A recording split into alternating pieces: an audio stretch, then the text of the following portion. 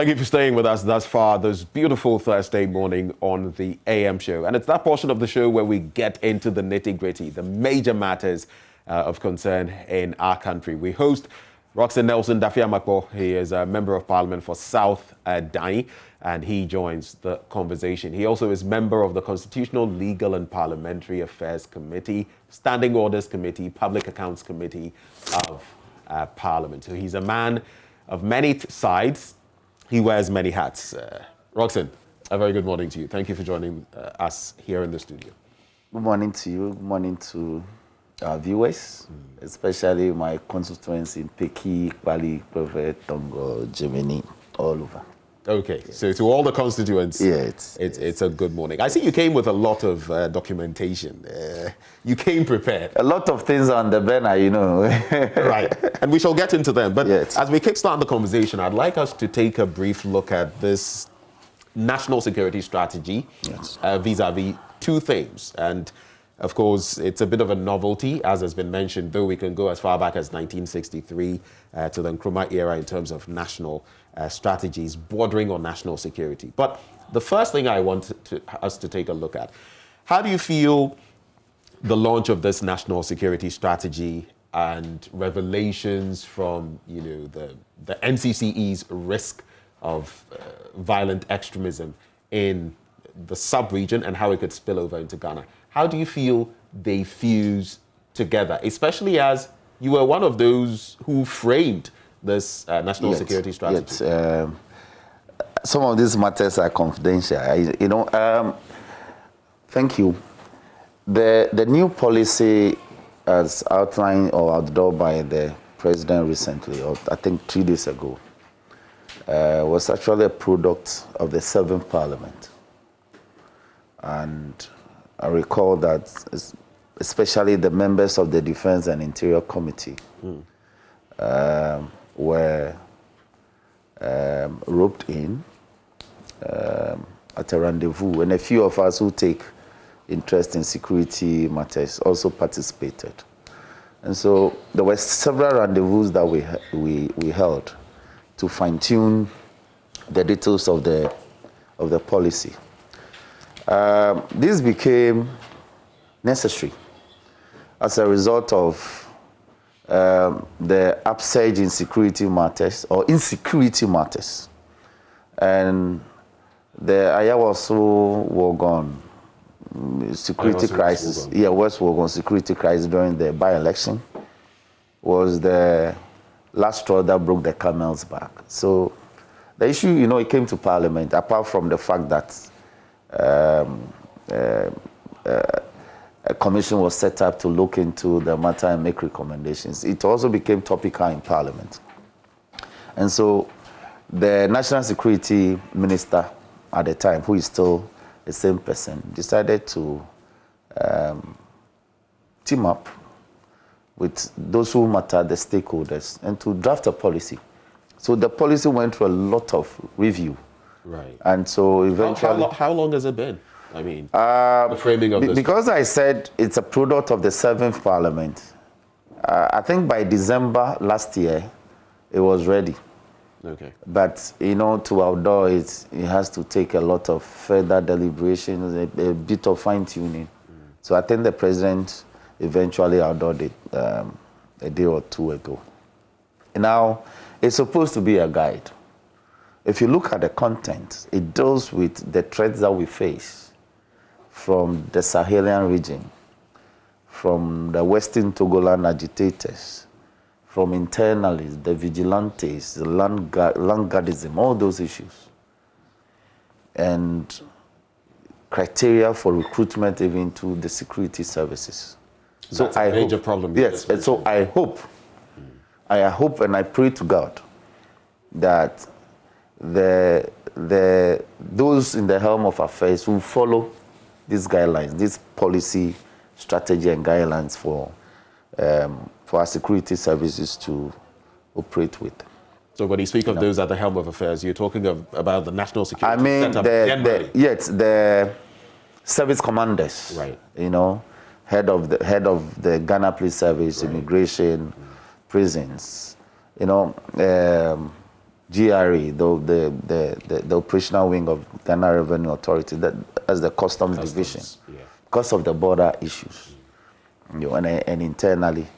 But one thing that I find, and I'll speak to it because it dovetails into, look, if you are traveling to the Volta region, between Have and the Tema roundabout, there are as many as 45 police barriers or security barriers. And when you are traveling on the weekend, it's a nightmare. You don't travel to any other place in this country and go through that sort of security stress. Why do you think that is? I have no idea. In fact, last week I had to confront some of them because you spend like 2 hours going through security checks. If I mention the barriers, you'll be shocked. There's a police barrier at Michel Camp. There's a police barrier at the Jerusalem Gate, Michel Camp, Afienya, outside of Afienya. Before the military training school, there's a police barrier. There's a police barrier at Astrari Junction. Just after Astrari Junction, there's a police barrier before Akuse Junction. There's a police barrier at Akuse Junction. Before Pong, there's a police barrier. At the outskirts of Pong, moving towards Akradi, there's a police barrier. And the military, sometimes it's a police school military barrier. Akradi town, there's a police barrier. Have you made any attempt, you say you don't know, have you made any attempt to find out why there are so many barriers? Yes, in fact, as we speak, I've filed a statement on the matter, and it's been admitted by Speaker. It's just about the timing. If I'm permitted to take it, then we'll bring the matter to bear, and then we'll see how we'll discuss it.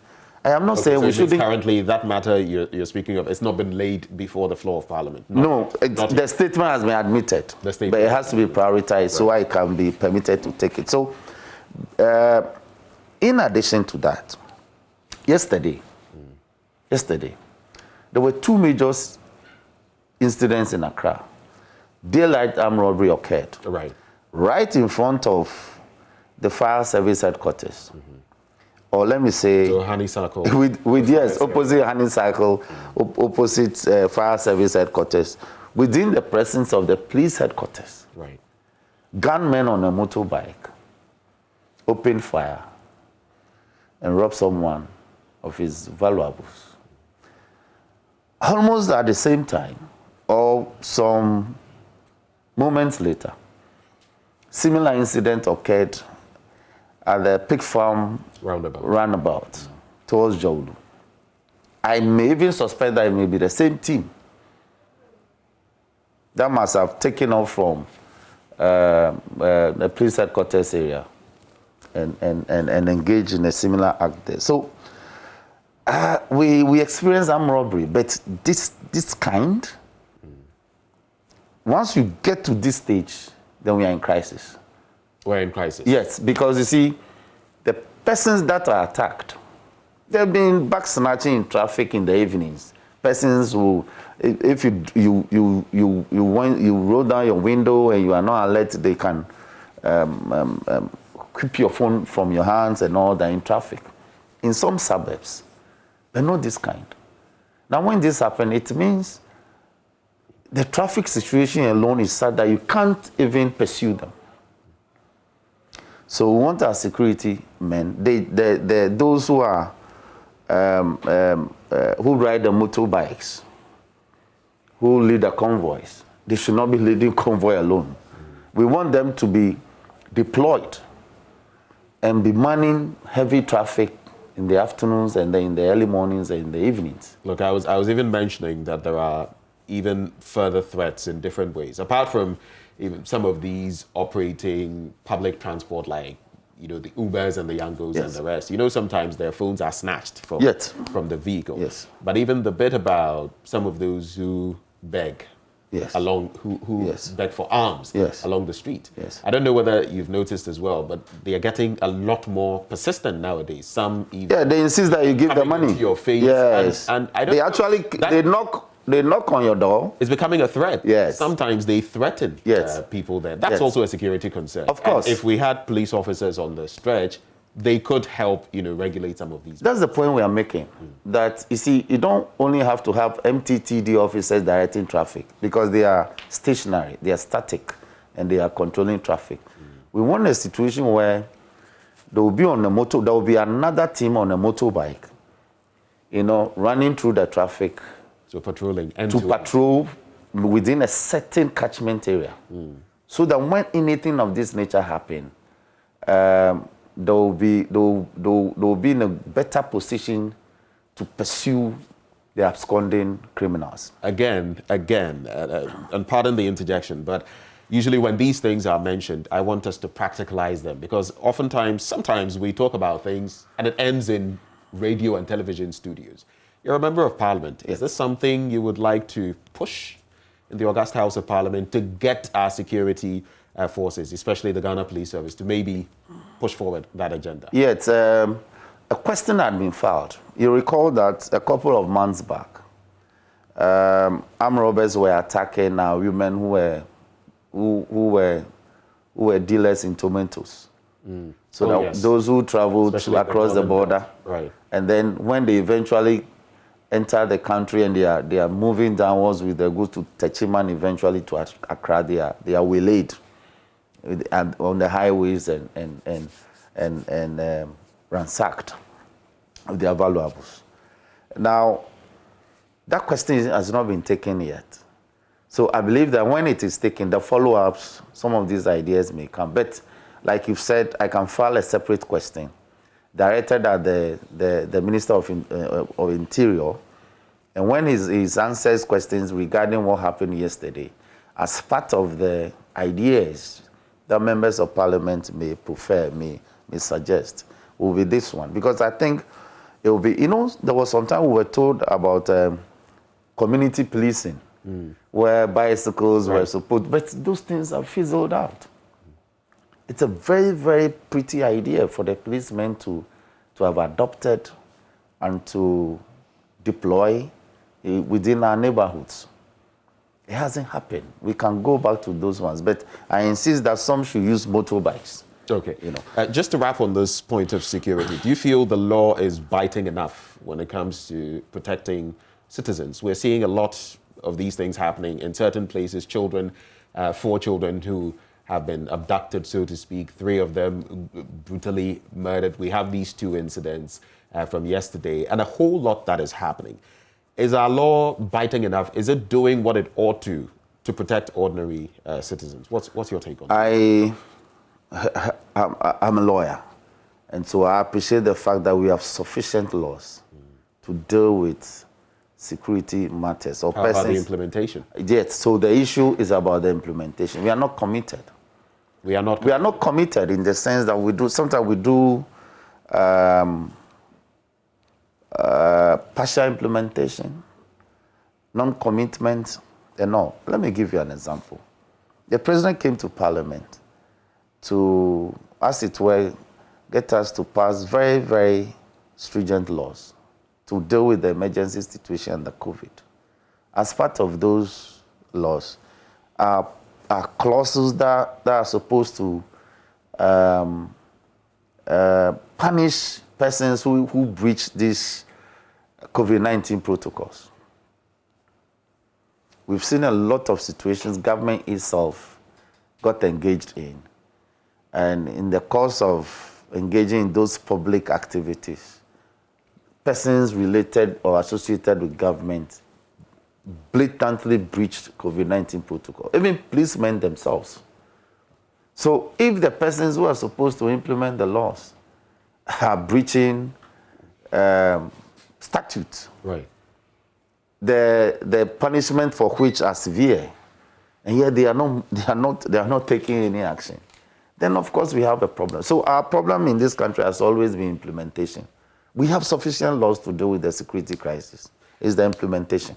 I didn't plan on bringing this up. At least it wasn't part of our. But just because you make mention of this, and it's come to the fore, the issue with fixing the country and how demonstrators have not been allowed, yes, for national reasons to embark on that demonstration, and what happened recently at the funeral of Sir John. What is your quick take on that? I bring this to you.